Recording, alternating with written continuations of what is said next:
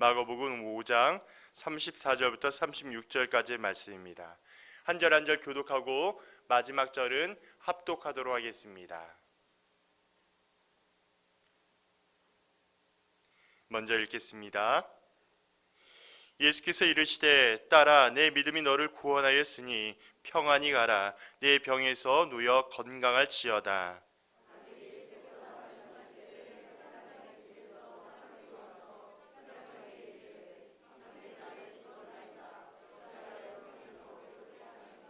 함께합니다. 예수께서 그 하는 말에 곁에서 들으시고 회장단에게 이르시되 두려워하지 말고 믿기만 하라 하시고. 아멘. 이 시간에는 주님의 타이밍이란 제목으로 권영상 목사님께서 말씀을 전해 주실 때 큰 은혜를 누리시기를 바랍니다.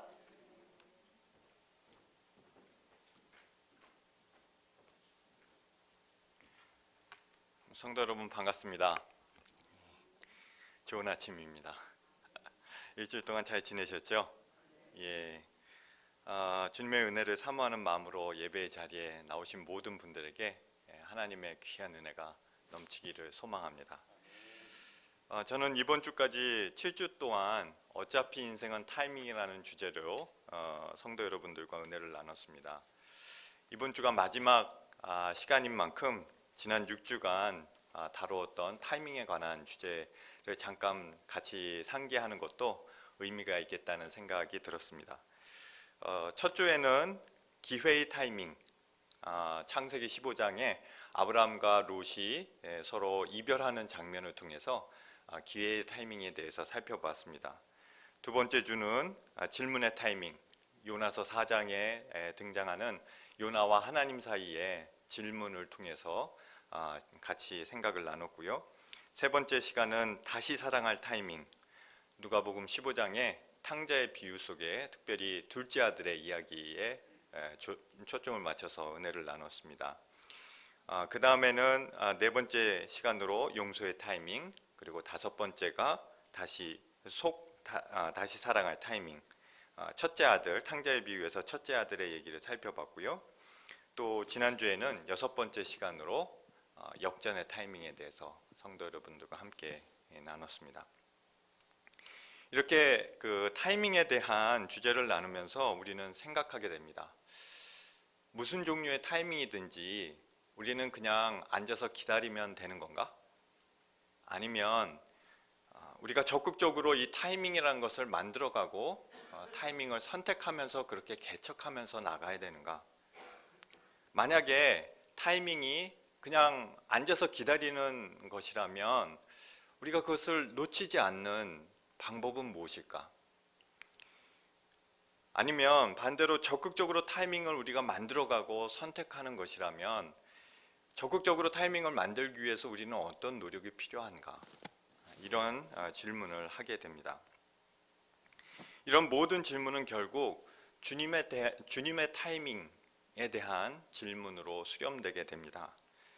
주님의 타이밍은 과연 언제 오는가? 주님의 타이밍을 우리는 어떻게 맞아야 하는가? 이런 질문을 갖게 되는 거죠. 저는 오늘 마가복음 5장에 등장하는 두 사건, 즉 혈루증을 12해 동안 앓았던 여인을 치유하시는 사건과 야이로의 딸을 고치는 살리는 사건, 이 두 사건을 같이 보면서 주님의 타이밍에 대한 질문에 답을 해보려고 합니다. 사실 이 두 사건은 좀 특이한 점을 가지고 있습니다. 그 특이한 점이라는 것은 두 사건이 세트로 되어 있다는 거예요. 그러니까 그 한 사건이 진행되는 도중에 또 다른 한 사건이 중간에 끼어들게 됩니다. 그래서 샌드위치 구조로 되어 있어요. 먼저는 사경을 헤매는, 딸이 죽어가고 있는 상황에서 회당장 야이로가 예수님께 와서 딸을 살려달라고 애원을 합니다. 그래서 급하게 그 딸을 살리기 위해서 예수님이 이동하는 동안에 12해 동안 혈루증을 앓는 여인을 만나게 됩니다. 이게 이야기의 구조예요. 그렇다면 먼저 혈루증을 앓던 여인은 어떤 과정을 통해서 주님의 타이밍을 경험하게 되는지 같이 한번 살펴보기를 원합니다. 먼저 이 여인은 주님의 타이밍을 소문을 통해서 경험하게 됩니다. 소문과 함께 이 주님의 타이밍이 시작되게 됩니다. 혈루증이란 질병은 정확히 어떤 질병이었는지 잘 알 수는 없습니다. 하지만 대부분의 학자들이 하는 얘기는 아마 자궁에서 출혈이 멈추지 않는 그런 고약한 질병이라는 이야기를 하고 있습니다. 만성적인 빈혈, 육체적인 불편함, 이런 것들과 더불어서 사실은 이런 종교적으로도 부정한 병이었기 때문에 정상적인 사회생활을 할 수가 없었습니다. 그것도 하루 이틀이 아닌 12년 동안 이런 불편함과 고통스러움을 감당했어야 됐을 여인의 삶은 사는 게 아니었겠죠. 이런 여인의 고통을 조금이나마 엿볼 수 있는 표현이 25절과 26절에 등장합니다. 25절, 26절 같이 한번 읽겠습니다. 12회를 혈루증으로 알아온 한 여자가 있어 많은 의사에게 많은 괴로움을 받았고 가진 것도 다 허비하였을 때 아무 효험이 없고 도리어 더 중해졌던 차에. 그 표현을 보면은 많은 의사 그리고 많은 괴로움, 돈을 다 허비하고도 아무런 진척이 없을 뿐만 아니라 병은 더 중해지는 이런 상황들, 이런 상황이 12년 동안 반복됐던 것입니다. 여러분, 만성적인 질병을 가지고 있는 사람들에게 힘든 것은 병으로 인한 고통도 고통이지만 이 병이 어떤 수를 써도 낫지 않는다라는 이 절망감, 어떻게 해서도 나을 수 없다는 이 절망감이 훨씬 더 큰 것입니다. 그랬던 그녀가 어느 날 예수님에 대한 소문을 듣게 돼요. 사람들이 얘기를 하는 걸 들었겠죠. 그리고 한 번도 만나본 적이 없는 그 예수님이라는 분에 대한 소망 그리고 믿음을 갖게 됩니다. 두 번째, 여인이 경험한 주님의 타이밍은 매우 단순하지만 구체적인 믿음이 결정적이었어요. 화면을 바꿔주세요. 예. 그녀는 속으로 이렇게 생각합니다. 28절입니다. 같이 읽어볼까요? 이는 내가 그의 옷에만 손을 대어도 구원을 받으리라 생각함 일러라. 어쩌면 혈루증을 앓던 이 여인은 예수님에 대한 소문을 들었는데 예전에 예수님이 환자를 보지도 않고 환자를 직접 방문하지도 않고 멀리 떨어져 있는 상태에서 말씀으로만 환자를 고치더라, 이런 소문을 들었을지도 모르겠습니다. 부정한 자신의 질병 때문에 사람들 앞에 이렇게 공개적으로 다가설 수가 없습니다. 그렇기 때문에 사람들 몰래 다가가서 예수님의 옷에 살짝 손만 대고 그렇게 빠져나올 생각이었을지도 모릅니다. 그런데 놀라운 일이 벌어져요. 여인이 그냥 많은 사람들이 많이 몰려져 있어서 예수님이 급하게 야이로의 딸을 살리기 위해서 달려가고 있는, 그런 급하게 움직이고 있는 그런 상황 속에서 굉장히 어수선했겠죠. 뒤에서 그냥 옷만 살짝 만졌습니다. 그런데 그 순간 자신이 12년 동안 그렇게 알아왔던 그렇게 고약한 질병이 금방 낫게 되는 것을 보게 되었습니다. 12년 만의 타이밍, 수없이 많이 좌절했고 그리고 수없이 많이 실망한 끝에 찾아온 주님의 역사하심, 여인은 놀라지 않을 수가 없었습니다. 사실은요, 여러분 생각해 보면은 12년 만에 경험한 이 놀라운 역사예요. 그런데 이 놀라운 역사에 비해서 그녀가 한 행동 자체는 그렇게 대단한 행동은 아니었어요. 굉장히 작고 사소한 행동이었어요. 예수님의 옷에 가서 그냥 손 한 번 댄 거였어요. 그것도 사람들에게 들킬까 봐 무서워서 살짝 그렇게 몰래 터치만 하고 그렇게 돌아섰습니다. 그런데 그렇게 수줍고 작은 행동, 그 작은 행동에 예수님이 반응하셨다는 거예요. 예수님 주변에는 이미 수많은 사람들이 예수님을 이리 미치고 저리 미치고 있었어요. 그러니까 제자들이 예수님 누가 나에게 손을 대었냐고 묻다니요, 그게 말이나 됩니까? 수많은 사람들이 이미 밀치고 있는데 예수님을. 그렇게 수많은 터치가 있었지만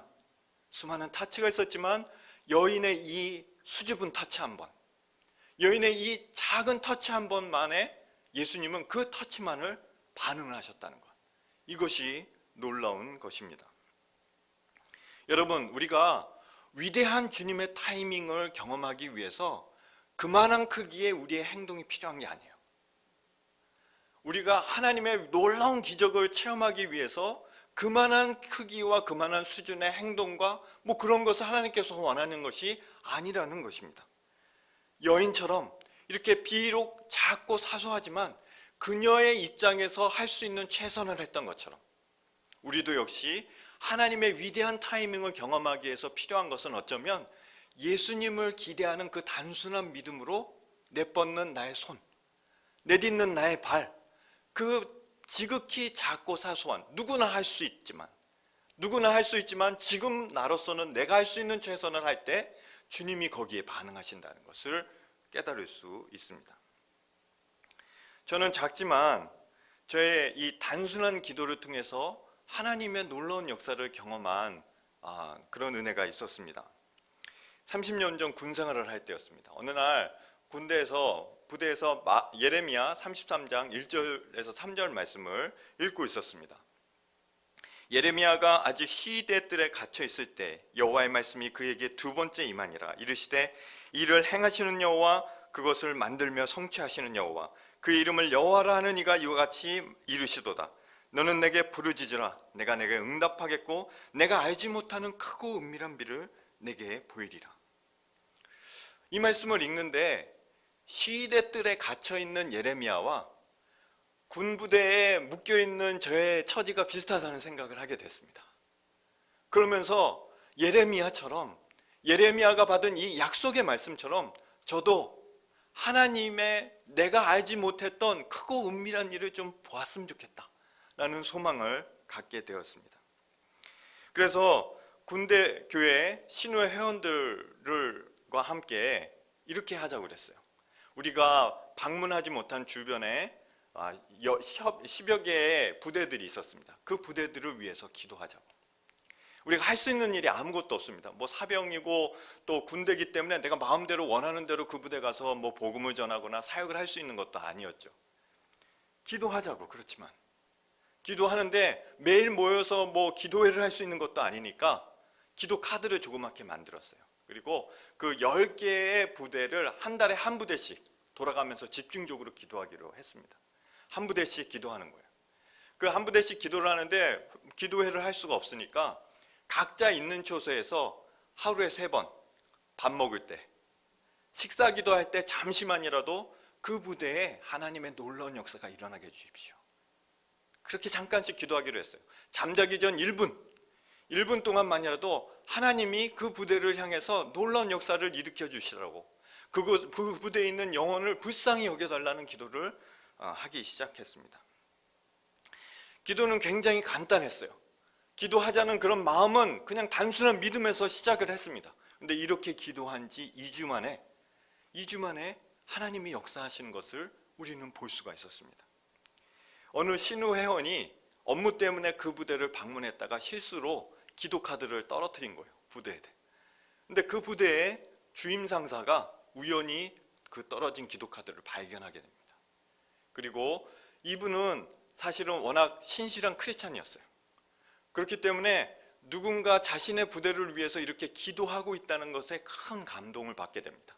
그 기도 카드를 발견하는 즉시 그걸 들고 군대교회 그 목사님, 군목을 찾아왔어요. 우리 부대를 위해서 이렇게 기도하는 분들이 있으니 매주 수요일마다 신우 회원들이 와서 우리 부대의 그 부대원들을 위해서 예배를 좀 인도해 주셨으면 좋겠습니다. 이 부대는 사정이 있었어요. 부대 사정으로 몇 달 동안 주일날 종교 활동을 할 수가 없는 그런 상황이었어요. 그렇기 때문에 저희의 그 기도, 부대를 위한 기도의 첫 번째 대상 부대가 사실은 됐던 겁니다. 우리가 기도하기 시작했을 때 하나님께서 그렇게 역사하신 거예요. 그것은 이 부대뿐만이 아니었습니다. 두 번째 부대, 세 번째 부대, 네 번째 부대를 바꿔가면서 기도할 때마다 하나님께서 그 부대의 상황과 사정에 맞도록 하나님의 새로운 역사를 일으키는 것을 모든 신호원들이 함께 목격할 수 있었습니다. 오늘도 예수님을 믿는 믿음으로 작고 사소할지라도 누구나 다 할 수 있는 행동이라 할지라도 그런 사소한 행동이라도 믿음을 가지고 몸부림치는 여러분의 행동에 주님은 다음과 같이 격려하십니다. 34절입니다. 같이 읽습니다. 예수께서 이르시되 딸아 내 믿음이 너를 구원하였으니 평안히 가라 내 병에서 누여 건강할지어다. 하지만 누군가에게 놀라운 주님의 타이밍은 또 다른 누군가에게는 한없이 속이 타들어갈 정도로 지연되는 그런 타이밍이었습니다. 바로 회당장 야이로예요. 제가 지금 조금 전에 설명했듯이 예수님은 회당장 야이로의 그 딸, 지금 죽어가고 있고 사경을 헤매고 있는 딸을 위해서 급하게 자리를 옮기고 있는 그런 상황이었습니다. 그런데 하필 그때 예수님이 이 12의 혈루증을 앓는 여인을 만나서 지체하시는 거예요. 실제로 예수님이 얼마나 시간을 지체했는지는 알 수는 없습니다. 하지만 12해 동안 혈루증을 앓던 여인의 이 기다림과 비교하기 쉽기 위해서 예를 들면 한 12분 정도 지체했다고 한번 가정을 해보시죠. 12년 대 12분. 분명 절대적인 시간은 혈루증을 앓던 여인이 훨씬 더 길어였던 그 시간이. 그렇지만 아버지 된, 죽어가는 사경을 헤매는 딸을 둔 아버지 된 입장에서 이 12분은 12년 이상으로 속이 타들어가는 그런 상황이 아니었겠습니까? 아니나 다를까 예수님이 아직도 혈루증을 앓고 있는 여인과 대화하고 있는 그런 순간에 집에서 소식이 들려옵니다. 딸이 이미 세상을 떠났다는 거예요.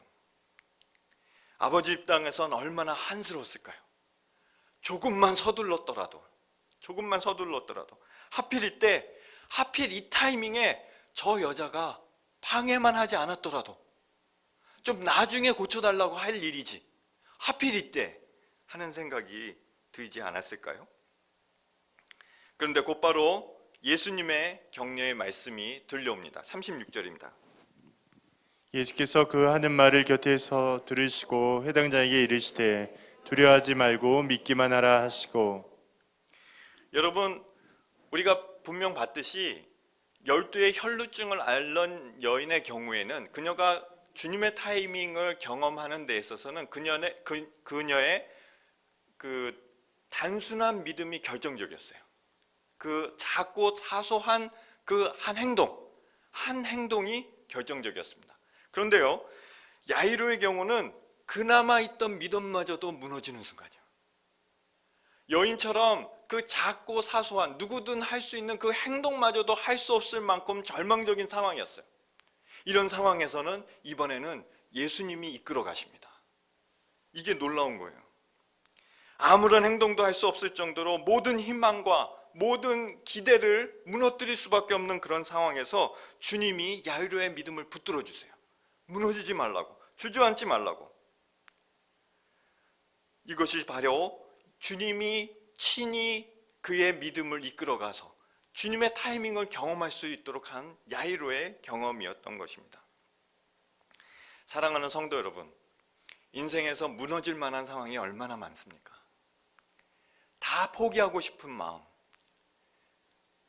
그런 위기들이 얼마나 많은지요. 그렇게 주저앉을 만한 상황이 되었을 때, 여러분이 믿음의 그 단순한 기도도 할 수 없는 그런 상황이 됐을 때, 그때는 주님이 여러분의 믿음을 이끌어 가신다는 거예요. 주님이 여러분으로 하여금 주님의 타이밍을 경험할 수 있을 때까지 여러분을 격려하시고 여러분을 이끌어 가신다는 것. 두려워하지 말고 믿기만 하라. 두려워하지 말고 믿기만 하라. 그렇게 우여곡절 속에서 집에 도착했습니다.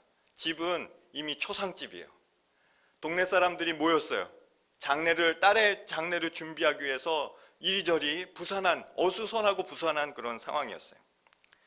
더구나 장래의 슬픔을 더 고조시키는, 그 분위기를 더 고조시키는 것은 바로 이웃 사람들의 곡소리였을 겁니다. 동네에서 장례가 나면 요즘은 한국에서는 다 장례식장 병원에서 하고 그러고 크게 곡소리를 내거나 그런 경우는 많지는 않지만, 그 당시에는 그 전문적으로 돈을 받고 이렇게 곡을 하러 다니는 알바, 알바 같은 것도 있었습니다. 그래서 이 곡소리를 하는 거예요. 얼마나 구슬펐겠습니까? 순식간에 집안의 분위기는 장례의 분위기, 죽음의 분위기, 절망과 사망의 분위기로 바뀌게 되었습니다. 그런데 그렇게 부산을 떠는 사람들을 향해서 하신 예수님의 말씀이 놀랍습니다. 39절입니다. 같이 읽겠습니다. 들어가서 그들에게 이르시되 너희가 어찌하여 떠들며 우느냐 이 아이가 죽은 것이 아니라 잔다 하시니. 여러분, 동네 사람들이 듣기에 이거는 정신 나간 소리였어요. 그 다음 구절에 바로 나옵니다. 그들이 비웃었어요. 예수님의 말이 도대체 무슨 말을 하는 거예요, 저 사람? 다 죽음을 이미 확인했고 이미 확인했기 때문에 장례를 전부 다 준비하고 있는 이런 상황에서, 죽음이 기정사실화된 이런 상황에서 잔다고 얘기를 하다니 미친놈 아니야? 이런 말을 했던 거죠. 그러나 예수님은 베드로와 야고보와 요한 딱 세 제자, 그리고 이 소녀의 부모만을 데리고 이렇게 5사람만을 데리고 죽은 소녀가 있는 방으로 들어갑니다. 그리고 소녀의 손을 잡고 말씀하십니다. 달리다고, 내가 내게 말하노니 소녀야 일어나라. 만약에 용한 무당이었다면, 잘 알려진 무슨 치료사였다면 온 동네가 떠나갈 듯한 푸닥거리라도 버렸을 거예요. 그래야 맞지 않아요? 그냥 보통 치료가 아닙니다. 그냥 보통 질병을 치료해내는 것이 아니에요. 죽었던 사람을 살리는 거예요. 그러면 그만한 거기에 상응하는 뭔가 화려한 어떤 행사가 있고 종교적인 막 떠들썩한 뭔가가 있어야 되는데 그런 게 하나도 없어요. 이게 놀라운 거예요. 예수님은 그저 조용한 목소리로 죽은 소녀에게 달리다고 하십니다. 이렇게 조용한 예수님의 언행, 말씀과 행동은 오히려 예수님의 권능을 더욱더 크게 부각시키는 거예요. 사랑하는 성도 여러분, 죽음은 생명을 이길 수 없습니다. 원래 죽음은 생명에 종속되어 있는 개념이에요. 무슨 말이냐면 생명이 먼저 있었고 죽음이 그 다음에 들어왔어요. 따라서 생명이 없었다면 죽음도 없었습니다. 하나님이 최초의 천지를 창조하실 때 창조하신 세계에는 죽음이 없었어요. 죽음은 비정상입니다. 죽음은 상식이 아니었어요. 그런데 사람들이 하도 오랫동안 죽음을 계속해서 경험하다 보니 죽음을 운명으로 받아들이기 시작했어요. 죽음이 상식이 되었어요. 그거는 당연한 것이 되었습니다. 그렇지만 소녀를 살리면서 예수님이 우리에게 보여주시고자 원했던 것이 이것입니다. 바로 사망은 결코 생명을 이길 수 없다는 것. 그것이 예수님이 우리에게 보여주시기 원하셨던 것입니다. 죽음은 결코 상식이 아닙니다. 죽음은 결코 우리의 운명이 아니에요. 우리가 그냥 받아들일 수밖에 없는 숙명처럼 그렇게 짊어지고 가야 될 그런 운명이 아니라는 것을 예수님이 우리를 위해서 보여주기 원하셨던 겁니다. 그러므로 야이로의 딸을 살리는 이 모습은 야이로 개인만을 위한 모습이 아니라 예수 그리스도를 따르는 저와 여러분 모두에게 필요한 예수님의 메시지였던 것입니다. 디모데후서 1장 10절 말씀을 함께 읽습니다. 이제는 우리 구주 예수 그리스도의 나타나심으로 말미암아 나타났으니 그는 사망을 패하시고 복음으로써 생명과 썩지 아니할 것을 드러내신지라. 사망을 패하시고 복음으로써 생명과 썩지 아니할 것을 드러내시는, 마침내 드러내시는, 우리는 그런 시대, 그런 타이밍 가운데 살고 있다는 것입니다. 이제 말씀을 마치면서 주님의 타이밍의 정의에 대해서 한번 생각해 보기를 원합니다. 주님의 타이밍, 저는 이 표현을 주님이 역사하시는 시간이라는 의미로 사용했습니다.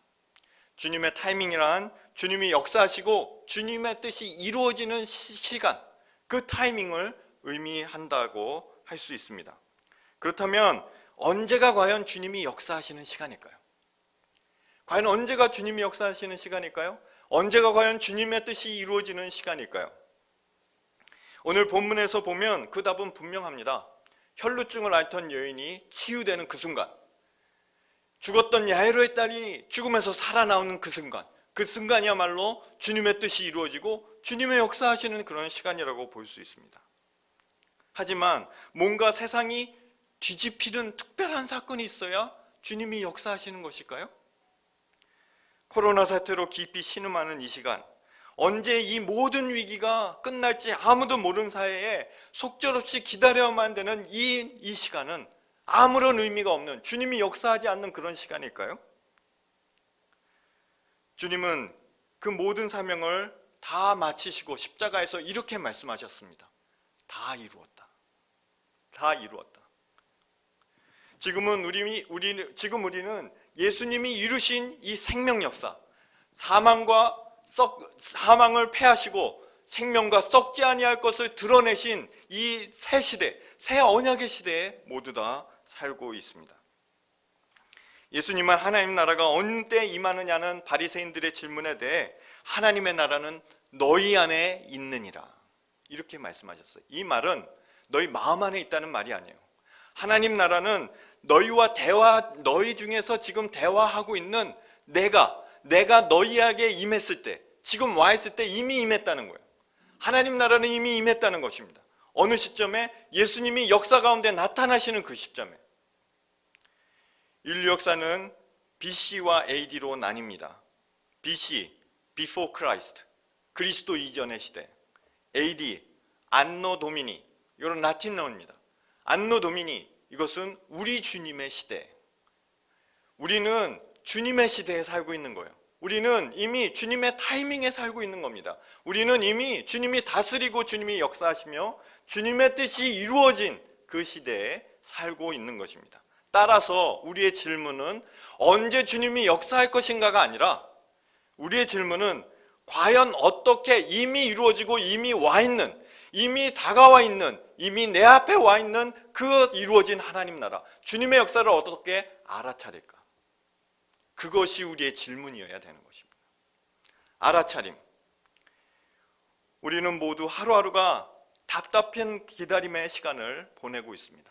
많은 사람들이 이 위기가, 이 사태가 언제 끝날지 하염없이 기다리고 있어요.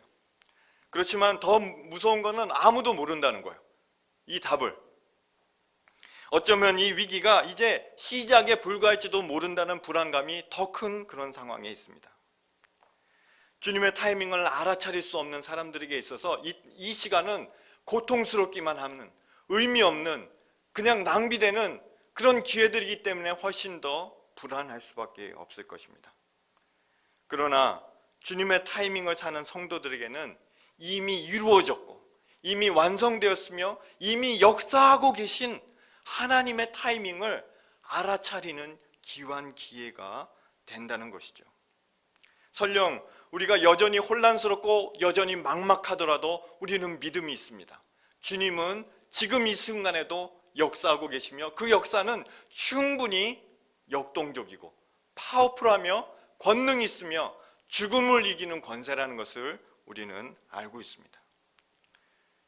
주님을 의지하는 마음으로 완벽하지는 못해도 단순한 믿음으로 이런 상황 속에서 우리의 팔을 내뻗을 때 주님은 우리에게 말씀하십니다. 내 믿음이 너를 구원하였느니라. 우리가 주님을 신뢰하는 마음으로 우리의 무너진 발걸음을 내딛기 시작할 때 주님 말씀하십니다. 두려워 말고 믿기만 하라. 사랑하는 성도 여러분, 지금은 주님의 타이밍입니다.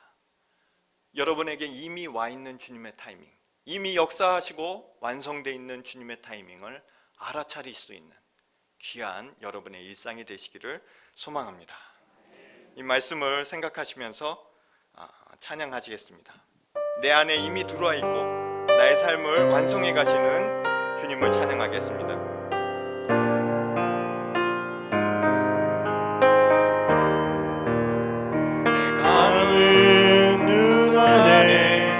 이미 들어와 계신 예수님, 나보다 앞서 나를 찾아주시네.